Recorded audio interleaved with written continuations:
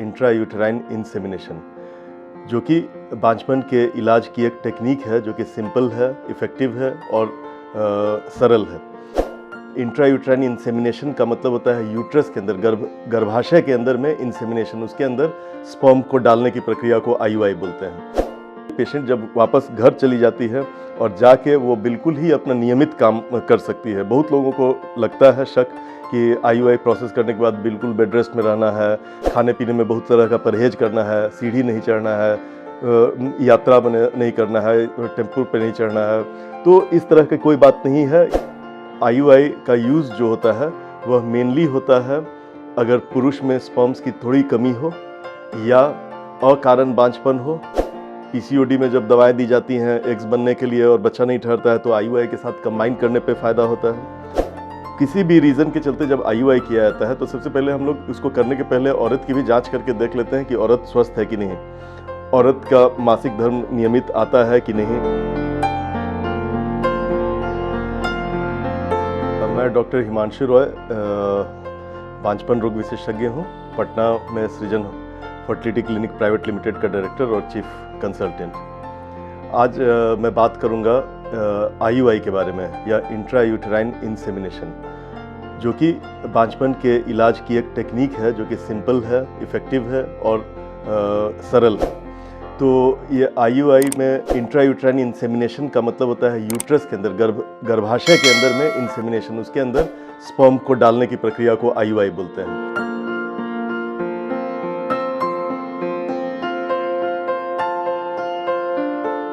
IUI का use जो होता है वह मेनली होता है अगर पुरुष में स्पर्म्स की थोड़ी कमी हो या अकारण बांझपन हो कि इलाज हो गया दवा से और कोई कारण भी नहीं है और बच्चे नहीं ठहर पा रहे हों, उस कंडीशन में। साथ में पीसीओडी में जब दवाएं दी जाती हैं एग्स बनने के लिए और बच्चा नहीं ठहरता है तो आईयूआई के साथ कंबाइन करने पे फ़ायदा होता है। एंडोमेट्रियोसिस करके एक बीमारी है जिसमें कि बच्चेदानी के अंदर के गर्भ की जो परत रहती है वो यूट्रस के बाहर कहीं पेट में चली जाती है, तो वहाँ पे पीरियड के समय वहाँ पे भी ब्लड जमा होना शुरू हो जाता है। तो इस बीमारी को एंडोमेट्रियोसिस कहते हैं और ये भी बांझपन का एक कारण होता है। और एंडोमेट्रियोसिस में भी अगर माइल्ड से मॉडरेट डिग्री तक का भी रहता है तो इसमें आईयूआई इफ़ेक्टिव हो सकता है। इसके अलावा जो आईयूआई को स्टार्ट किया गया था वो क्वाइटल फैक्टर के लिए किया गया था। क्वाइटल फैक्टर का मतलब होता है अगर संबंध बनाने में ही दिक्कत हो, पुरुष में स्पर्म्स है निकल पा रहे हो लेकिन वो वाइफ के साथ नहीं साथ उसके संभोग कर पा रहा हो, तो ये स्टार्ट उसी के लिए किया गया था। और ये पुरुष के लिंग में कोई प्रॉब्लम हो उसके लिए या कुछ सेक्सुअल प्रॉब्लम हो उसके उस हालत में भी इसका यूज़ होता है और उसमें ज़्यादा इफेक्टिव भी होता है।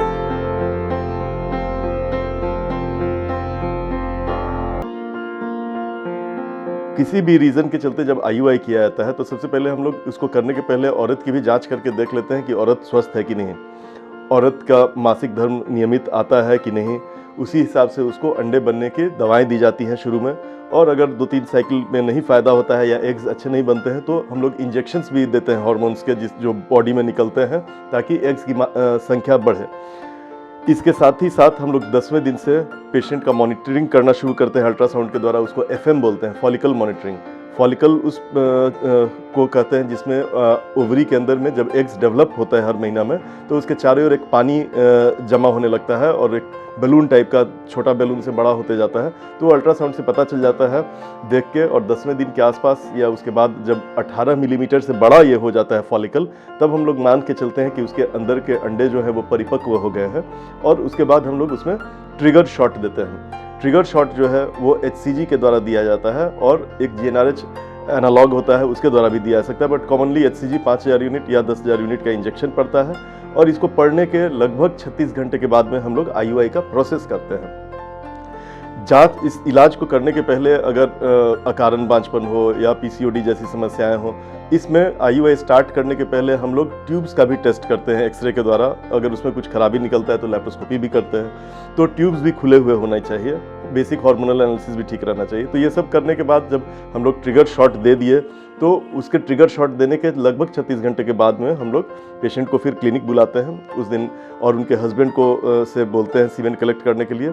सीमेन कलेक्ट होने के बाद आधे घंटे के अंदर उसको लैब में हम लोग ले लेते हैं स्पर्म को, जो सीमेन रहता है, और उसको फिर वॉशिंग की प्रोसेस करते हैं। सीमेन वॉश में उसको एक सेंट्रीफ्यूज मशीन में बहुत तेज़ी से उसके घुमाया जाता है, जिसके चलते स्पर्म्स अलग हो जाता है और जो फ्लूइड रहता है सीमेन का वो अलग हो जाता है। इस फ्लूइड में मरे हुए स्पर्म्स, बैक्टीरिया और भी बहुत सारे चीज़ रहते हैं, प्रोस्टाग्लैंडिन्स रहते हैं, केमिकल्स रहते हैं, तो उसको अलग कर लिया जाता है। फिर सेंट्रीफ्यूज 10 मिनट करने के बाद इस फ्लूइड को हटा दिया जाता है और नीचे में स्पर्म्स का पेलेट बन जाता है और उसके ऊपर फिर हम लोग कल्चर मीडिया डालते हैं, जिसमें कि और उसके बाद 45 मिनट तक उसको शांत छोड़ देते हैं। इस दौरान 45 मिनट के दौरान जो अच्छे स्पर्म्स रहेंगे वो उस फ्लूइड में ऊपर की ओर चले जाते हैं स्विम करके, तो इसको स्विम अप टेक्निक कहते हैं। और भी टेक्निक्स होती है स्पर्म वॉश करने की, डेंसिटी ग्रेडियंट और तो, लेकिन हम लोग mainly swim up technique use करते हैं। और स्विम अप टेक्निक में आधा घंटा से 45 मिनट के बाद जो ऊपर कल्चर मीडिया हम लोगों ने पेलेट के ऊपर में डाला है, उसमें अच्छे स्पर्म्स जो भी जिंदा है वो आते हैं, जो मरे हुए स्पर्म्स है, बैक्टीरिया है, वो नीचे पेलेट में ही रह जाते हैं। तो इस ऊपर वाले फ्लूइड को हम लोग लेते हैं और वाइफ के यूट्रस में उसको डाल दिया जाता है। ये हम लोग जो डालते हैं वो एक IUI कैथेटर होता है, वो पतला एकदम प्लास्टिक की बहुत सॉफ्ट नली होती है, जिसमें कि कोई तरह का पेन नहीं होता है। और इसको डालने के बाद हम लोग पेशेंट को छोड़ देते हैं रेस्ट करने के लिए आधा घंटा तक। आधा घंटा के बाद जो फ्लूइड बाहर भी निकलता है, जो योनि मार्ग में आता है यूट्रस से निकल के, वो फिर योनि के एसिडिटी के चलते मर जाता है और उसके बाद कोई फ्लूइड अगर निकलता भी है तो उससे कोई प्रॉब्लम नहीं होता है। यूट्रस के अंदर जो स्पर्म डाला जाता है वो अंदर में फैलोपियन ट्यूब्स में जाके वो फर्टिलाइजेशन का काम प्रारंभ करते हैं। तो ये जो प्रोसेस होता है 36 घंटा एक एवरेज मान के चला जाता है। 24 घंटा से 53 घंटा के बीच में एक कभी भी रप्चर कर सकता है। तो ये ज़रूरी नहीं है कि हम लोग जिस समय IUI कर रहे हो उस समय तक एग जो है वो फॉलिकल जो है वो रप्चर कर जाए और एग रिलीज़ ही हो जाए। तो बाद में भी अगर रिलीज़ होता है तभी भी कोई दिक्कत नहीं है, इसलिए कि स्पर्म्स बॉडी में जाने के बाद औरत के शरीर के अंदर जब यूट्रस में डाल दिया जाता है तो वो 48 आवर्स तक जिंदा रहता है। तो अगले दिन भी अगर रप्चर होता है या उसके अगले दिन भी, तभी भी स्पर्म्स उसको फर्टिलाइज करने की उसमें कैपेसिटी रहेगी। इसके साथ ही साथ एग्स भी जो रप्चर होने के बाद 24 घंटा तक जिंदा रहता है कम से कम। तो ये विंडो पीरियड होता है, इसीलिए बहुत स्ट्रिक्टली 36 आवर्स का रूल फॉलो नहीं किया जाता है। कुछ लोग डबल इंसेमिनेशन भी करते हैं 24 घंटा पे और 48 घंटा पे, लेकिन जो लिटरेचर है, जो साइंटिफिक एविडेंस अभी तक आया है, वो इसको सपोर्ट नहीं करता है कि दो बार IUI किया जाए। उसमें सक्सेस की संभावना उतनी ही रहती है और कॉस्ट बहुत ज़्यादा बढ़ जाता है। तो तभी भी किसी विशेष परिस्थिति में जब कोई कन्फ्यूजन रहता है एग के बारे में या उसके रप्चर होने के बारे में, तब हम लोग डबल इंसेमिनेशन भी करते हैं।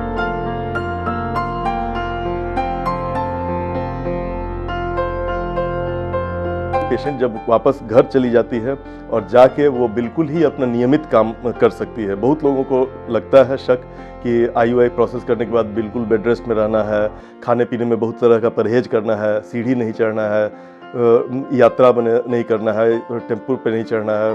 तो इस तरह की कोई बात नहीं है। ये कोई भी प्रोसेस इस जो IUI का होता है, आधा घंटे रेस्ट के बाद जब पेशेंट जाती है तो बिल्कुल वो अपनी नियमित दिनचर्या जैसे फॉलो करती थी, जैसे जॉब करती थी, जैसे घर में खाना बनाती थी, सामान उठाती थी, सीढ़ी चढ़ती है, छत पे जाती है, किसी भी काम में कोई परहेज नहीं है।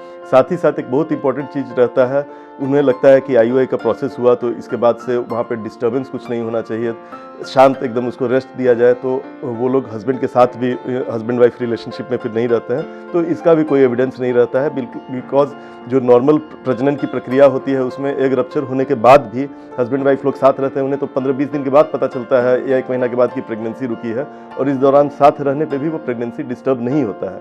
उसी तरह से IUI के बाद भी पुरुष और पत्नी जो है, हस्बैंड वाइफ जो है, उन लोग को कोई ऐसा रिकमेंडेशन नहीं है कि नहीं आप लोग साथ मत रहिए।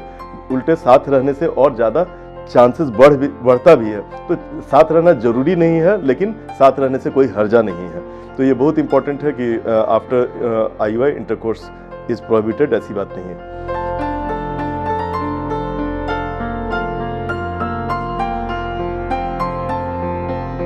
IUI का जो सक्सेस रेट होता है, IUI के साथ प्रॉब्लम है कि लोग एक्सपेक्टेशन बहुत ज़्यादा रखते हैं और लगता है कि सब चीज़ ठीक है और स्पर्म्स डाल दिया गया, एग रप्चर हुआ तो क्यों नहीं फर्टिलाइजेशन हुआ। तो जो बच्चा होने की प्रक्रिया होती है वो बहुत लंबी प्रोसेस होती है, और जो उसमें स्पर्म आता है, एग आता है, स्पर्म यूट्रस के बाद ट्यूब्स में जाता है, फिर उसके एग्स के चारों ओर oocyte कॉम्प्लेक्स रहता है, उसको वो पेनिट्रेट करता है, फिर वो एग के अंदर फर्टिलाइजेशन करता है, फिर वो एग जो होता है डिवाइड करता है, फिर वो एम्ब्रियो बनता है, फिर वो एम्ब्रियो वापस ट्यूब से यूट्रस में आता है, यूट्रस में इम्प्लांट करता है।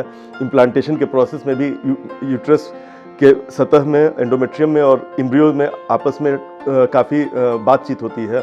केमिकल रिएक्शंस होते हैं, तो उसके बाद भी बहुत सारे प्रोसेस होते हैं बॉडी में, फिर एम्ब्रियो का डेवलपमेंट जो होता है, तो ये सब चीज़ आईयूआई से बाईपास नहीं होता है। आईयूआई से मेनली हम लोग अच्छे क्वालिटी के स्पर्म को यूट्रस के अंदर नली के बिल्कुल पास में, बिल्कुल उस समय के दौरान जब ओव्यूलेशन हो रहा है, उस समय ये प्रोसेस हम लोग करते हैं। तो इसको ऑप्टिमाइजेशन ऑफ फर्टिलिटी कहा जाता है। जो नॉर्मल चांसेस ऑफ फर्टिलिटी होता है इनफर्टाइल कपल्स में, वो 1 से 2% होता है पर साइकिल। आईयूआई के द्वारा इससे लगभग 5 गुना आप उम्मीद कर सकते हैं, मतलब 10% तक चांसेस रहता है पर साइकिल में प्रेगनेंसी होने का। ये बहुत इंपॉर्टेंट है कि पहले से ही पता रहे कि आईयूआई कोई एक बार का प्रोसेस नहीं है। शादी के बाद 1 महीना में बच्चा अगर नहीं होता है तो दूसरे महीने लोग डॉक्टर के पास नहीं चले जाते। उसी तरह आईयूआई का भी प्रोसेस जो होता है उसको थोड़ा टाइम देना पड़ेगा, और शरीर में कितनी कमी है प्रजनन रिलेटेड उस पर डिपेंड करता है। कमी अगर बहुत ज़्यादा है तो उतनी बड़ी कमी को आईयूआई नहीं पूरा कर सकता है, बट कमी अगर छोटी है तो आईयूआई उस कमी को पूरा कर सकता है। तो पर साइकिल 10% सक्सेस रेट होता है, और अगर सब चीज़ ठीक हो तो आईयूआई का प्रोसेस 4 से 6 साइकिल तक हम लोग कर सकते हैं मैक्सिमम। अगर 6 साइकिल से फ़ायदा नहीं होता है तब हम लोग आईयूआई के प्रोसेस को रोक देते हैं, और उसके बाद हम लोग इसके बाद का प्रोसेस करते हैं, जैसे कि आईवीएफ। तो बड़े प्रॉब्लम अगर है तो उसके लिए हम लोग और ज़्यादा आगे तक असिस्ट करते हैं।